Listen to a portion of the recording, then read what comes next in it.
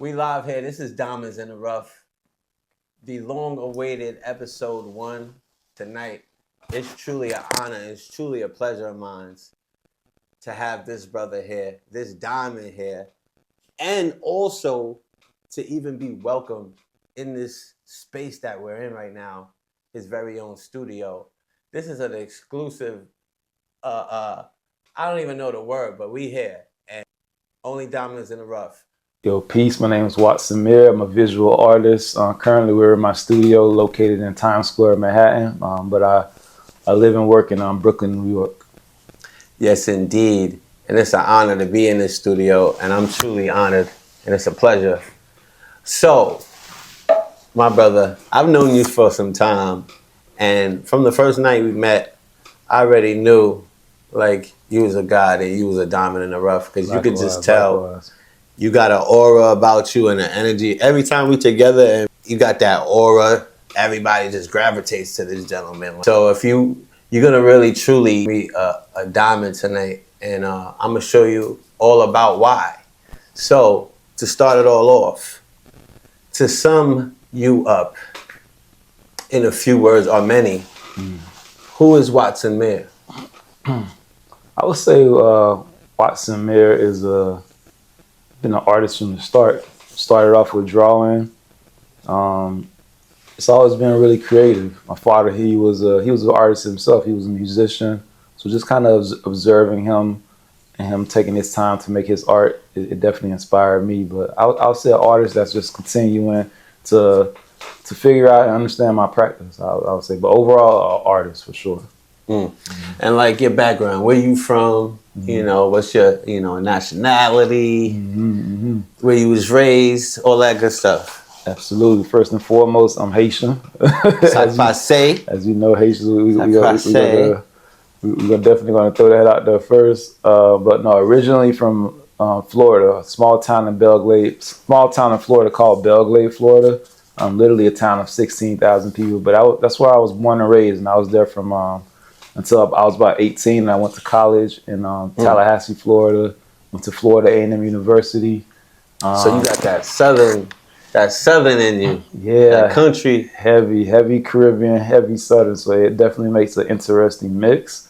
But I was making art the whole time, ever since I was 2 years old. But as far as like where I'm actually from about basically my entire 20s, because I didn't move to Philadelphia. I moved to Philadelphia when I was 27 years old, and that's when I really started to put my art out there more so. And I've been in New York for wow, you know what's very interesting about today? This is interesting. Let's bring it out. Today's October 1st. Today makes 7 years since I've been in New York City. Oh, wow. Actually, literally today. The number of completion. 7, wow, damn. Wow. Look what we're doing. But yeah, wow. Today makes October 1st today. And I was going to ask you that too. Like, so when did you, how did you end up in New York, and when did you get to New York? But you started bringing it out. If you could elaborate a little bit more about when coming to New York. Yeah, so I was in Philadelphia. Like I said, when I was in Philly, I moved to Philly in 2015. But and how old were you? I was 27 or 28 years old. Okay, so you was pretty, yeah. Yep, when I moved to Philly. And I moved there, I graduated, I basically went to college, got my master's in business, so I moved there to like actually go to work. But as soon as I got there, man, I was just like, when I got into the whole corporate world, I was like, oh, this is setup. Like, we've been played. Like, this whole thing is like a setup to like, literally, I would sit in that cubicle and just feel like your soul is being sucked away. Literally. So I remember when I moved into my apartment in Philly, and I was just, in my apartment, had no furniture, just was like kind of unpacking my things, and I was like, I looked at my art and I'm like, you gonna save me, like you gonna get me out of this like situation. Yeah, I think I just had a flashback about that. But yeah, that's when I started putting my work out. So around 2016, when I had my first art exhibition, when I put my art out there. But don't bring that out yet, because that's one of my questions. Okay. So you coming to New York, not to go back a little bit. Okay. How was because you said you came from down south at 18. I came from down south in 2015. And how old were you? I was 20, 2015, I must have been 20, I was 28. I was 28. Oh, so you pretty much Yeah. raised in down south. Yeah, literally. So I want to hear about a little bit of experiences down south and growing up, your childhood, maybe friends and even your siblings or family that impacted you during that, those ages of growing up and really getting to know who you are as a person. Absolutely. Yeah. Growing up was very interesting fact about the city that I'm from, Belle Glade, Florida. When I was growing up, when I was in high school, like, even though it's a town of like 16,000 people, at that time while I was in high school, we had the most NFL players. So that just tells you what type of like city we're from. I basically was like, I grew up around like mutants, basically, like, literally like genetic like freaks, like literally. And not to cut you, because I finished my last 2 high school years in Florida. I was in Broward County. Oh, yo, you was right. You know right what I mean? You was right around the way. Okay. This is why it's interesting. And I went to MacArthur. And they won the state the year before I got there. And what you're saying about everybody works out down south. They're all in the weight room. The girls is squeezing my arms like, oh, you need to go to the weight room. I was like, oh, wow, this is different. Me coming from New York, and this, you know how we are in New York.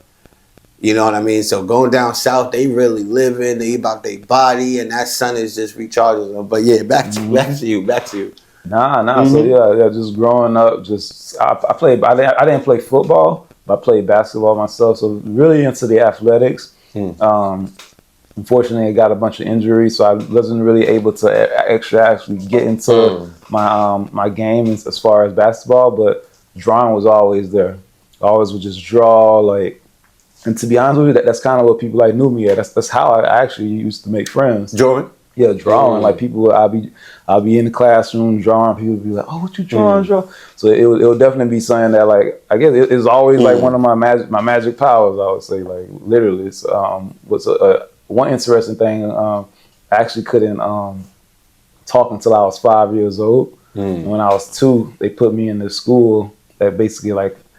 School to kind of kids who like who's showing they need some extra attention in terms of their development.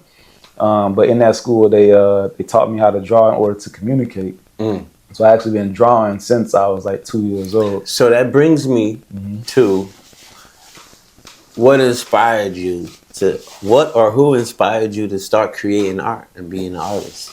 Yeah, I've been making art since I was 2. Ever since at school where they basically taught me how to draw in order literally to communicate. I just was making drawings since I was 2. When I was like in elementary school and I was in middle school and some of high school, I'll say more so middle and elementary school. Like I knew I could draw, but I was like, all right, what am I gonna do with this? So I actually used to make comic books, which when you kind of look at a lot of my older work, how narrative based it is, like how storyline with the screen, yeah. So like. I used to make a lot of comic books because I was like, okay, I know how to draw. I'm gonna be a comic book writer when I grow up. But it actually wasn't until they used to have this website called Ask Jeeves, and it wasn't. Remember that? Yep. It was Ask Jeeves, and it wasn't until I was maybe in like high school or early college, and I was just like, now they got ChatGPT, not to cut you. That's a whole nother conversation. But it wasn't until I like Google famous like black artists or whatever, and then I Googled and this guy named Basquiat came up. And I saw he was Haitian, and I saw his work, and I'm gonna be honest, when I first saw his work, I wasn't. Now I have a more of an appreciation of his work for sure. When I first saw it, I was just like, yo, what is this? So let me cut you there, because it's like you just unconsciously we synced. You my brother, but because you're going right into my next question. So it's like perfectly. So it's like, it was going to say, my question was, a lot of people are artists and have, gifts. And a lot of people even draw, they paint, they sing, they write music, but they never let anyone hear it. They never actually pursue their career and do it. What was the change in you that said, you know what? I'm going to do this and make a living and make a name for myself doing what I'm gifted and, I knew ordained to do. No, absolutely. I knew from the jump that, it's this or death, you feel me? It's if this stops, it's death type situation. So I already knew this was a part of my life at a very young age. I already knew this was something that I was going to always do. So really, it was just more so like, all right, how do I like kind of push the envelope more and more? So it was more so the education. The more I was educated on different artists, the more I was educated on art history, the more I was educated on like what you could actually do with your artistry. Also, even the power of artwork. You know what I'm saying? Like, there's a reason why artwork go for like hundreds of millions of dollars because there's like, I feel like there's a value that's embedded within the art that goes beyond finances that they don't speak about. But I've observed that like art is extremely powerful. I'll just leave it extremely, and everybody can't do it. You know what I mean? Yeah. Everybody, things that everybody can't do is extremely valuable, and art is one of those. Yep. Art is one of those. So, you was just speaking of Basquiat.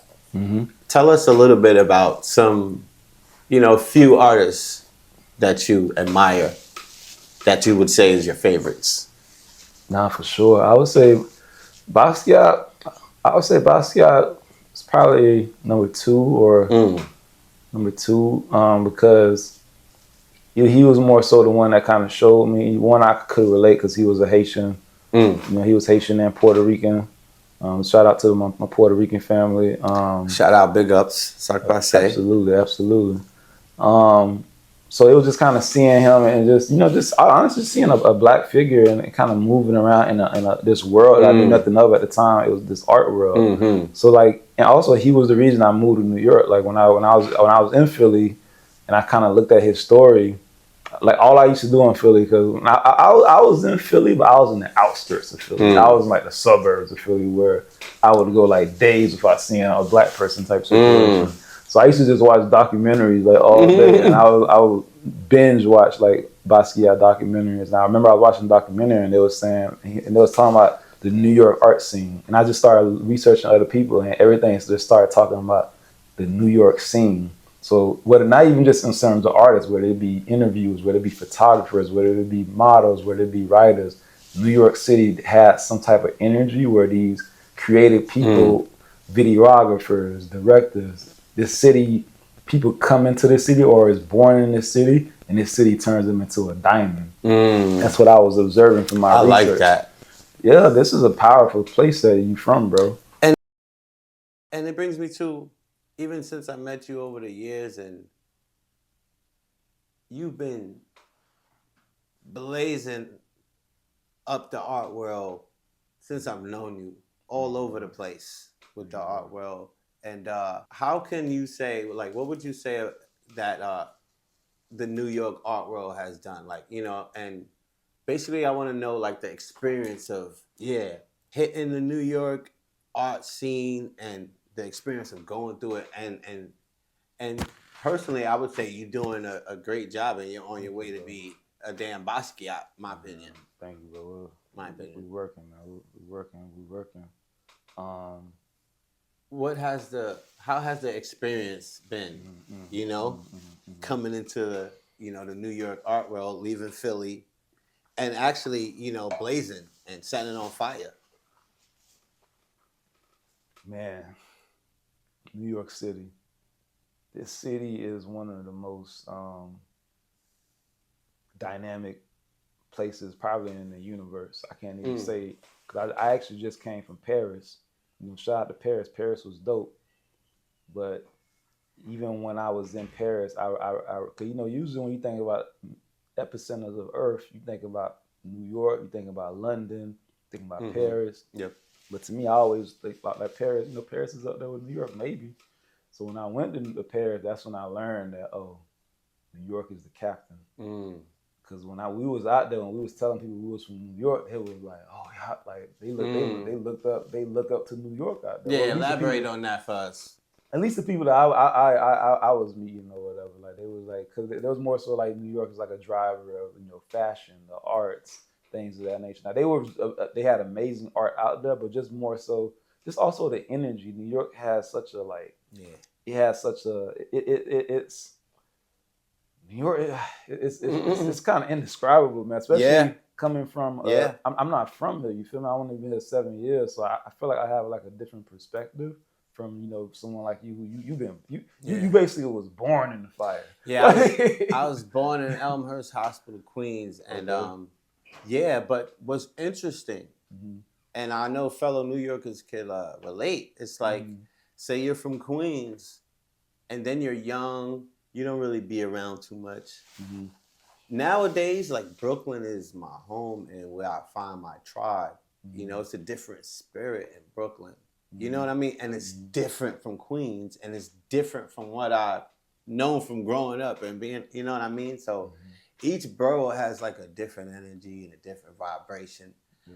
and it's you got to tap into it because I didn't know Brooklyn up until some years ago, like around when we met, when I started, like, because my older homeboys is from Brooklyn. Word. Yeah, they was like, yeah, you gotta pop out. You gotta. I started popping Yeah. out, and then I'm like, yeah, the energy is different, the love is different, Okay. and it's just, yeah. So I can relate with that, man. Mm-hmm. Yeah, New York is definitely a special place. Absolutely. Yep. So, what can I say about just uniqueness? And my question I would say to you is, what would you say is unique about you? What stands out different from every other artist with Watson there? I don't know. I would say me. I just try to come from the heart with it. I just try to. I don't think any. That's not to say that any other artists don't do Mm-hmm. that. I just literally just lean into my own POV, just like any other artist does. And and I feel like that's what my POV, just like how every other artist POV makes them unique and makes them different. I'm just really sharing my POV, really sharing like my own experiences from this this life that I live. Um, just trying to like also just trying to shed light on not only like my story but the story of my community. And my community is black people. My community is creative people as well. My community is Haiti. My community is Haitian Americans. My community is the Caribbean. My community is like, now New York is for the past 7 years, New York has been my community. You know what I'm saying? Like, Mm-hmm. linking up with guys like you. Um, so it's really like trying to not only show my perspective, but also, because to be honest with you, like a lot of my art is like really based on like my experiences with people. Like, what I'm saying? My experience with my homies, my experience like looking at one of my homies' story and being like, man, that's amazing. Like Yeah. how can I craft this into a visual art piece?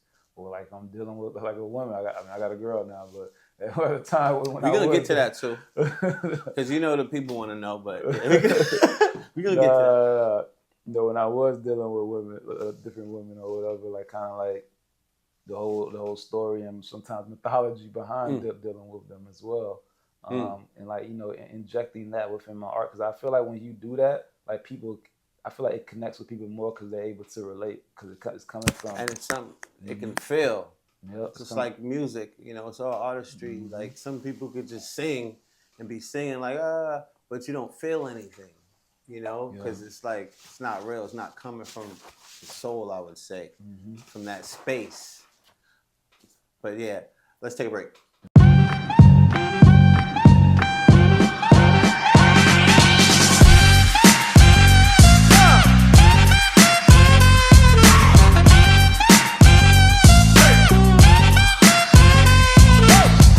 So we back here. This diamonds in the rough.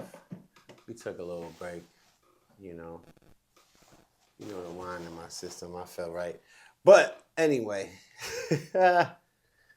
so my brother, man, so what is, every artist has, from music to, all artistries, they have a creative process to how they come up with their song or their next piece. You know, I know some artists, they will, they'll have candles and incense smoked out the whole studio, and they're in the dark. It's some people do extravagant things and some people, simple. What is your creative process?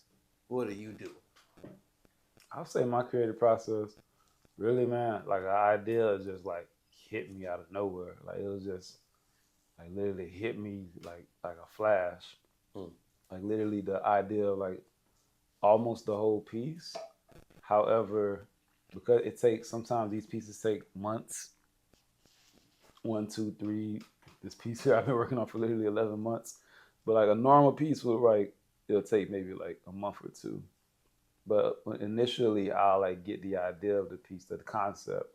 But because it takes like a month or maybe 2 months to make it, like it'll evolve in the sense that I'll have like somewhat of an idea, but like as I'm going through life, as I'm like learning things, as I'm like dealing with situations, as things that's happening in the world, things happening in the news, things that I'm observing through travels or just like everyday life, it'll like kind of evolve the piece. It'll like the piece will take a new shape or whatever. It's rare that I like had an original idea, and by the time I hit that finish line on the idea, that it remains. It looks exactly how, or this the concept hasn't shifted in some type of way. So I say my process is really like just being an observer. And I think as artists, I think that's what we do. We just observe. We're just observing, and we put it within our work. So I'll say that that's for me, but I guess that's more so the mental aspect of it. But as far as like the actual physical, I mean, I come in here a lot. I don't live in my studio, so it's like the whole process of even like catching the train and for like 30, 40 minutes from Bed-Stuy to Midtown Manhattan, and kind of like just taking in that energy and then coming in here. I usually work late at night, so even like kind of like taking in that energy of like dealing with whatever I dealt with within the day and like kind of putting it within the work, like kind of like transmitting that energy and like just placing it within the artwork as well, is definitely a part of the process. And also just like it's always like I'm always painting, and the reason sometimes it takes me so long to paint is like I'll like literally do a couple of brush strokes and then walk back and just sometimes just stare at the piece for like the whole 2 minutes. Like literally it's having like a conversation with the piece and it telling me, what I should do next. So it's a real intimate situation for sure. I usually work in here alone. Any artist, I don't care who artists you deal with, our practices are usually a lonely True. situation. But sometimes we like that. I mean, I don't mind it at all. But it's definitely like a real intimate situation whenever I work for sure. What I'm getting, what I like that you said was that when you're working on a piece, like the piece evolves, you know, due to how the day may be. And what I'm getting from that is that you're so in the moment, you know what I mean? And being in the moment is very important, what I've come to understand. Being in the moment and being aware of the moment, you know, being alive in it and owning it. So Absolutely. that was definitely I appreciate you sharing that, Thank you, you brother. know. And the process with arts is just it can be drawn from different places and different experiences, you know, from the past or even in the moment. You know what I mean? So I'm just so grateful to just be here right now in this moment and having this exclusive with my brother and in this space. You guys can't feel it, but there's a energy and a vibration in here that's just screaming creativity and amongst a whole bunch of other things that I wouldn't even share. But yeah, you know what I mean. So my brother, we're gonna keep it going. We're gonna keep it going. I want to hear about your first art show that you had, one where you put your work on display. Because it's one thing to, like we was talking about earlier, just to be creating things, but nobody ever sees it. You know what I mean? So it's another thing to actually display your art on the world and have the courage and belief in yourself to know how great you are. So let me show the world how great I am. I'm gonna show the world how great I am, like Ali. So my question would be, my question would be like, uh, oh yeah, it was yeah, I forgot your first show.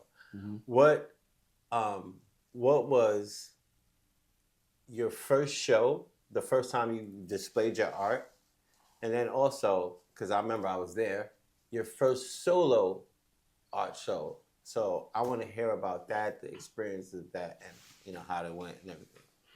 Yeah, so my very first show, like I said, was in Philadelphia in 2016. Um, it was in North Philly. I don't know if you're familiar with North Philly, but like North Philly is like, yeah, North I'm Philly. not familiar with North Philly, so please Nah, it's the enlighten us briefly. North Philly is what it says. It's like it's North Philly.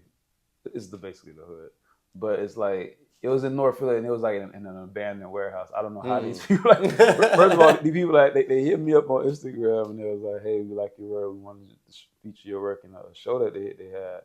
And it's funny, like I've done mad shows, but you always forget. You always remember your first show. Like no matter what your first show is, you always gonna remember it. Like mine was literally in an abandoned warehouse in North Philly, where it was like it was in the middle of the summer. It was hot as hell. Maybe like 8 people pulled up, but it was my first show. Like I was in the you know what I'm saying? Me and my homie, we had a bottle of Henny. I will always remember that. I've done shows where I don't even remember anymore, but like I'll always remember that show. And it wasn't mad glamorous. It was like literally in an abandoned warehouse I remember I had some chick I was talking to and she pulled up and she was like, "Is it safe in here?" Like, but we was in there. We was in there and my art was in there and I felt happy and I felt proud and it felt good to like put your stuff out there. You know what I'm saying? Because before that, I was more so just putting my stuff on, online on different platforms on Instagram. But it felt good to like actually like put the work in, like deal with whatever challenges you got to deal with in terms of like getting your work to from point A to point B and then just hanging it or whatever. So it felt good, but yeah, that was my very first show. But as far as the show you're talking about, the solo exhibition that happened, Tell us about that. Shoshama Gallery. Not to cut, because these experiences is what separates, everyone else from the diamonds in the rough. You know what I mean? As Mayor is sharing his experiences and his upbringings, sometimes things wasn't easy. You know what I mean? And it was rough, and things is rough. But these are the diamonds, and what they say about diamonds is created under, the most extreme pressure. You know what I mean? That's why they have these stories to tell, from the most genuine perspectives, So it's like, it's a beautiful thing. And that's why I wanted you to really, bring that out and share to the people, like, even just the feeling that you get and, just the process. They always say, trust the process, you know, tell them about the reward of trusting the process and not even the accolades or the money, but within yourself, because that's really what matters. So that's why, I wanted you to share those experiences, like, having your first show, the first time you actually took that, leap. I was like, yo, I'm going to, do something with the work. I'm not just going to have it in my house and show some of my friends. And they all tell me, like, yo, this is great. You need to do this. And you never do it. So, yeah, back to your first solo art gallery show. Yep. Yeah, that was in I think it was like July 3rd, like 2023. Yeah, I had a show at Shoshama Gallery. The show is called You Are the Myth. And man, what can I say about that show? That show was I got footage. I'll show y'all a little bit. Just a little bit. I'll show y'all a little bit. I got footage. It was dope, man. It was, like I said, I went to school and I got my master's in business. And that was very hard. That getting ready for that show was the hardest. It was harder than it was harder than the NBA, yo. That shit was crazy. Do tell. We want to hear it all. Just like preparing so many different pieces, just like organizing different. I mean, thank God I had like some people who helped me organize the show. Extremely grateful for them. Like if it wasn't for them, the show literally wouldn't like have happened. But just like organizing the show, inviting people, getting things situated, transporting the art, getting the work done, Like just like, and at the same time dealing with everyday life, still like having to do this, still having to deal with this, still having to deal with that. You know what I'm saying? Like it was real, but like when the day, but I remember, like I said, I could say a lot about that show, but my spirit telling me to share this. It's like kind of like the day of the show, like when I was like, you know what I'm saying, everything was set up, and I remember I remember I didn't go to sleep that day. I was like literally in the gallery, like painting, like finishing the Shango piece, which is right here, like finishing it up into literally like 30, yeah, literally 30 minutes up until the show started. Like I was painting the piece, but I had to like come back to my studio. Still touching up. Yeah, absolutely. This is fire. This is one of my favorite ones. There was one you told me you was gonna give me a nice price one. I forgot which piece it was. Which one? It was a minute ago. Remember, he was like, I look at it. But I was like, I want this. The, But I don't remember because now you got so much new pieces. My brother's always busy. So, like, yeah, I don't want to cut, but yeah, finish out, your first gallery show. no, I'll just share this point. But yeah, it's like literally 30 minutes up until the show started. Like I was painting that piece, and I had to leave and come back to my studio and like basically get dressed. But as I was getting dressed, I was getting a little nervous. I was like, man, is anybody gonna come to this joint? Like, are people gonna like it? But I remember people were like texting me like, yo, we here, where you at? Where you at? And I'm like, yeah, getting ready, I'm getting dressed. And then people started texting me like, yo, it's like people. Everybody texting like, yeah. But no, people were texting me like, yo, it's like people in here. And I'm like, what, for real? So like, I remember I got an Uber, and the Uber was driving me, and I just remember feeling excited but nervous at the same time, because I didn't really know. But when I pulled up and I just saw like it was a big space, and saw like it was a lot of people. Yeah, I remember being there. It was a lot shocked. of people, brother. It was a lot of people. I was very and a lot shocked. of people came and went, and it was just always a steady amount of a lot of people, brother. Nah, I appreciate that, bro.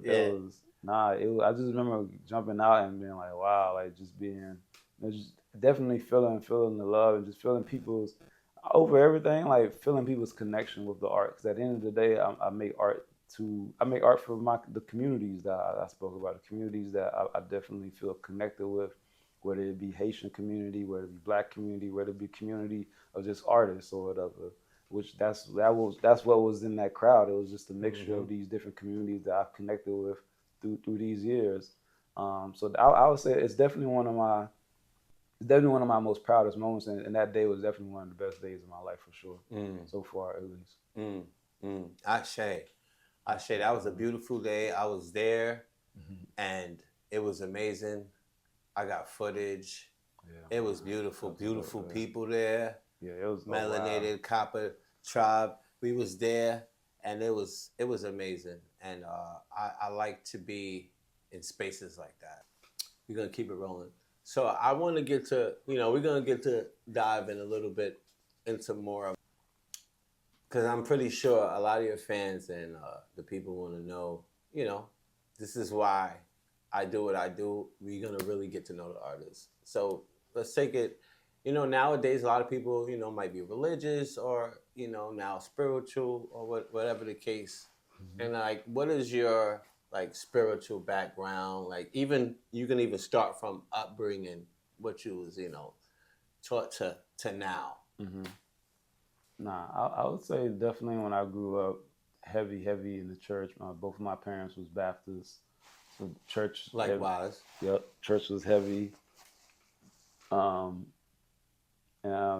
definitely had some experiences when I was younger, different spiritual experiences. So I just understood that, whether it be, at the time I thought it mainly had to do with what was taught in the Bible and things of that nature. But I definitely experienced some things that made you realize that, it's something beyond like what we currently can see.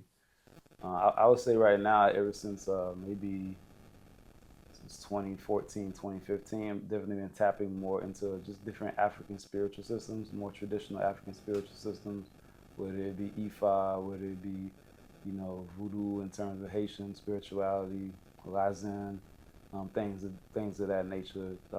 Just really exploring. I wouldn't say at this time, I wouldn't say there's one specific thing that I'm tied into. I would just say right now, I'm still a student of Source, God, the universe, Allah, whatever you want to call it. Yeah, I can relate. I can relate. Yeah, Yeah. I just try to be the obedient child, really, and just like Mm. kind of um trying to see what's really going on, and what's all this really Mm. about. Because as I even do my research and kind of do my studies, you kind of see like how, the forces, some forces that be, because not all, not D-force, because they will never be D-force, but Mm-hmm. certain forces that be, they understand the power of religion, they understand the power of spirituality, and they kind of manipulate it to Mm. manipulate other people. Mm. But even when they I do agree. that, yeah. But even when they do that, I am maturing to realize there is even still some truth in some of these things that they try to manipulate. I mean, prime example, to be 100% with you, hip hop. Hip hop is a spiritual system. Mm. When hip hop first came to, the communities, not just the black community, but the communities within New York, you know what I'm saying, in the Bronx and things of that nature, it was something that way. They was speaking something. They was Yeah. literally speaking spells Yeah. or whatever. Mm-hmm. And at the time, people was like, "Oh, this is a trend. Nah, this culture controls, runs the world. Yeah. Came right out of here on this land right here, Not to right?" cut right quick. You Mm-hmm. said they was speaking, things. They was speaking things into existence, Literally, manifesting things with their words. yes. And hip hop back in the day was power, black power, fight the power. You know what I mean? And then it changed to, you know, the opposite. Yeah. You know what I mean? Because that type of music was breeding leaders, people like Malcolm X and, you know, Mega Evers and, our leaders, Marcus Garvey, et cetera, et cetera. That type of vibration pouring into a child, Mm-hmm. which is a sponge. Yeah. So fast forward, you see what's getting poured into these children, into the youth, which is the future. And then we see today, even the parents, how some of them act and carrying themselves. This generation is, whoa. But yeah, continue, Mr. Watson. Like, Nah, that's real. But yeah, like you said, like the when hip hop was originally manifested, and its introduction to the community, it was enlightening. It was enlightening, and it was something that was very powerful. It was magnetic. It was spreading like wildfire. But like I said, certain forces that be saw its energy, and they took it and they like manipulated it and molded it into what we currently see today. mm, And to be honest with you, I think they've done that multiple times mm-hmm, with different religions, with different mm, spiritual systems. Which as I'm still continuing to learn, I definitely don't know everything, but as I'm continuing to learn, I'm starting to see that like, oh, just because this system is under their hand, that doesn't necessarily mean that system is not what it is. They just got their hand under it. They got their hand on something real. yeah, Just like how they have, hip hop is a real thing, but we see that the industry has basically prostituted it. yeah. If they prostituted hip I was hop, thinking money in my mind, and you yeah, said it like that's what they, yeah. they Mm-hmm. prostituted, like, cause man, the proof is in the pudding. Hip hop was something that the ancestors brought back. Even when you look at the inception of hip hop, how it was like born out of, them taking the music. See, they always knew whatever was going to come back, it was going to come back in the music. I mean, I'm a Mm, painter or whatever. mm, Like I make art. I ain't got a musical bone in my body, but I mm, understand. I understand that music is the king art. I know that music mm, is the number one art. But you can mm. even see how they was moving. Like before, Yeah, elaborate for us. Mm, yeah, when hip hop first started, like it happened after they took the music programs out of the school. Like, why would you mm, take music programs out of school? So whatever mm, this beast understood that whatever the ancestors was going to send back, they were going to send it back through the music. You know mm, what I'm saying? Even when we think about Congo Square and things of that nature, and how the first drums were brought to Congo Square, because drums was illegal to have drums. mm, Like, you know what I'm saying? It shows you that there's something behind this music thing, right? So yeah, hip hop was born out of when they. You can definitely got multiple documentaries and books about this, but when they took the music programs out of the school, and then individuals they didn't have they couldn't they basically couldn't make music, so they would like play records and use the break beats off of the music, and then they would start to rap on those break beats and things of that nature. And like at first when it came out, people thought it would be a fad and it'd be a trend, and then 50 years later, this is like the spear of culture right now, hip hop.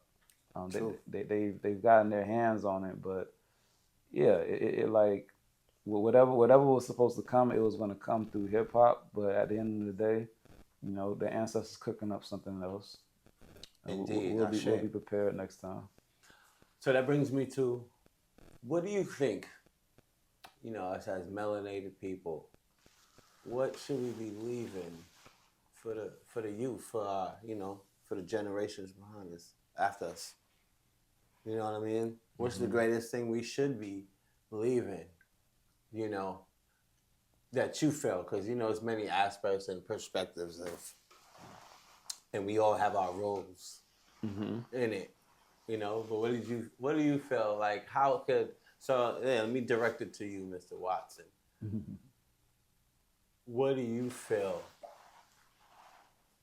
And I already see the answer. I'm looking at it right now because I couldn't even stop looking at this dang piece right here. But what do you feel? You're gonna leave for the greatest thing you want to leave to the generations after us.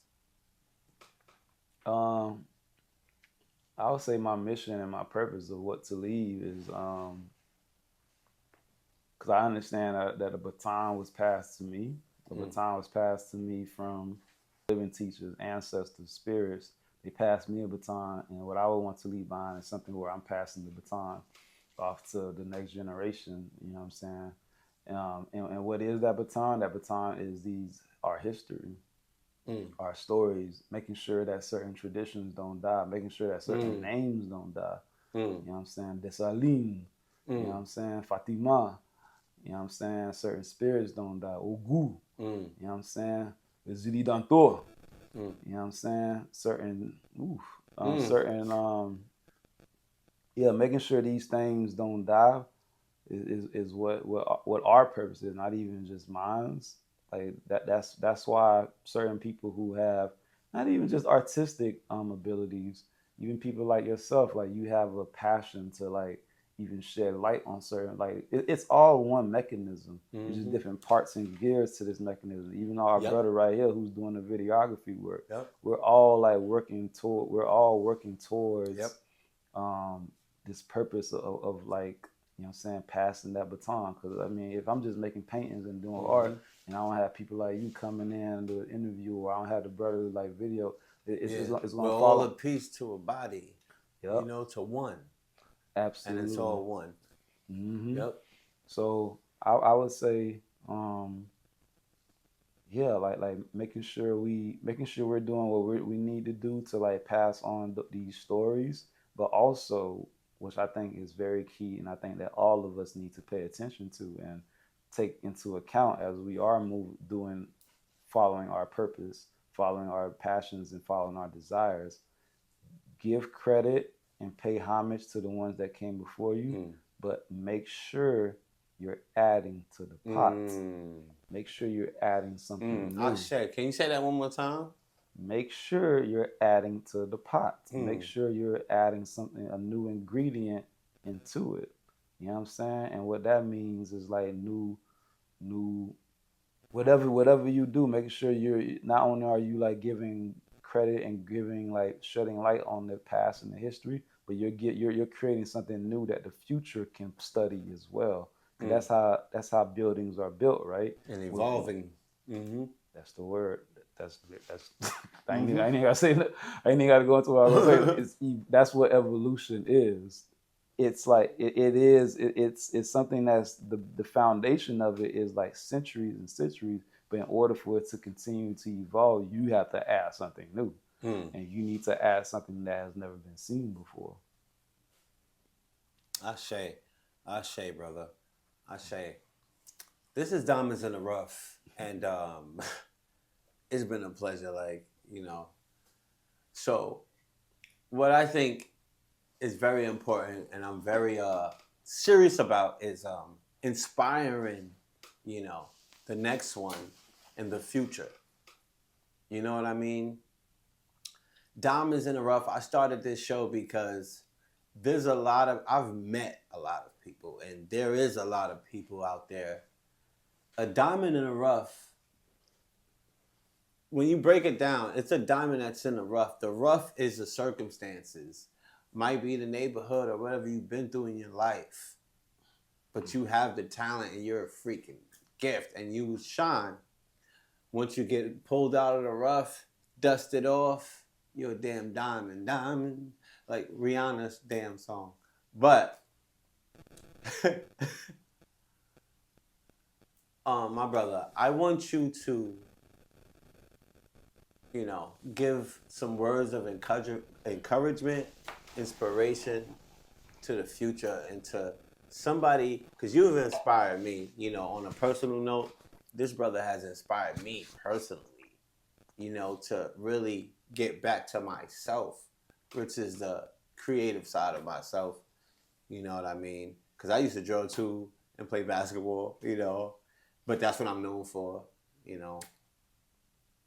But, now I'm drawing again, my music.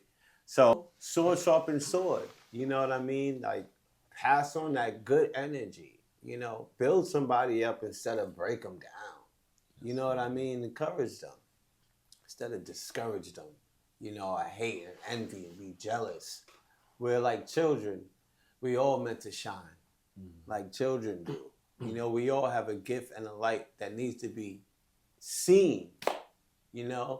A candle is not lit to be put in a corner. No, a candle is lit to be put at the top to light the whole space. That whole room. We all are the light of the world and the salt of the world that got that flavor.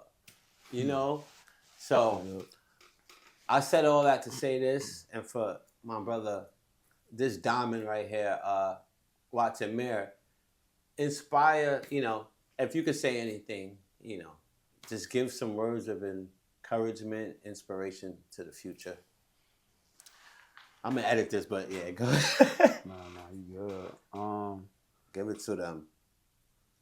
No fear. Just have no fear. Have no fear. Whatever you deem is like. Now, I was gonna say whatever you deem is your purpose, but then I am learning today. I'm learning this that a lot of people struggle with that word purpose because a lot of people are searching for it. Mm-hmm. I'm gonna be honest with you, and maybe what I think your purpose is what eases your soul, what calms you, but it's also something that you're good at. Like this art thing, like I said, I've been making art was literally the first way I was able to talk. You know what I'm saying? Couldn't talk till I was 5. Yeah. So I remember it would be situations, it would be real situations that would be going down around me when I was a kid. And I remember for me to kind of find some balance and to kind of calm things down. And even though in the exterior things would be going crazy, certain things, in order for me to calm myself internally, I would just draw, and it would like calm my nerves, and it would calm me. So I recognized, and then I was drawing people. I would get friends. Like people would be like, "Hey, what's your name?" That's how I literally would make friends off of like drawing. Cause I was like always a quiet kid. So I think your purpose, you might want to like examine those things you used to do when you was a kid that like brought you ease and made you feel like good. Not the exact thing you were doing as a kid, but something as you can do as an adult that is like parallel to what you did as a kid. Because we always say, "Oh, follow your purpose." A lot of people struggle with purpose. I'm learning, especially within the past few years. Personally, Yeah. not to cut you personally, I've struggled with it. You know what I mean? And sometimes it changes when you're not on the. Yeah. When you won yourself and really find yourself and know yourself, then you can really, be on the right path because in the society, it's just so much distraction and telling you what to be and how to be and like this and like that. It's just so much fog, and you gotta one yourself. That's why meditating and just quiet, put the phone away for some time, really listen to yourself. Yep. Yeah, but go ahead. What? Nah, absolutely. Yeah. Inspire. Mm-hmm. Yep. But not like the brother said, like you gotta listen to yourself. Find what that purpose is. You know, like I said again, sometimes it's embedded in what you did when you was a child. What you did when you was a child that brought you ease. Um, but move with it with no fear. And the reason I say that because I literally like devoted my life to art.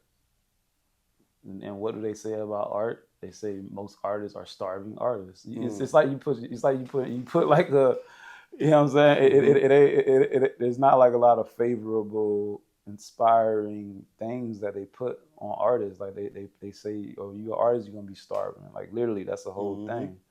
But I chose not to like kind of pay attention to that. I chose to rather be optimistic about it. So whatever you choose, whatever direction you choose to go with whatever your purpose is, move in it with no fear.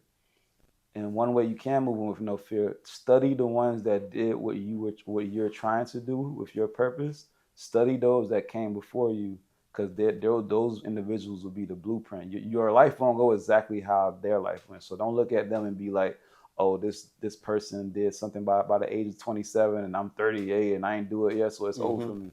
Don't move like that. That person had their story. Your story would be completely different, but you're still going to like get there. So look at the blueprint of others. That's how you can like get over some of that fear, because you'll at least have some acknowledgement of like where this can possibly go. But at the same time, make sure you're writing your own story, and make sure overall, make sure you giving back to your community, because your community is really the one that's going to rise, going to lift you up, especially in time. Because this art shit is like this art thing is like it's very hard internally, and most of the time us as artists, we don't really speak about what's going on within our mind mentally. It's a lot of turmoil going on within our mind, because it's like because when you creating art, no matter what type of art it is, painting, singing, rapping, doing directing, I was thinking that. directing, photography, modeling, you're like literally exposing you. It's like you just walking around naked all day. You're just exposing yourself to people all fucking day. So you're really putting yourself out there. So you want to make sure you you embed yourself within community that you know that community helps to uplift you, but also make sure you uplift your community too. Make sure you're doing key. Make sure you're doing things you need to do for your community, and it ain't always got to be tied into money. You do things for free, like, you know what I'm saying. It ain't always got to be like, oh, are they paying me X, Y, Z? Major gem. There are there are departments and sets of people who you need to make sure you get your money from.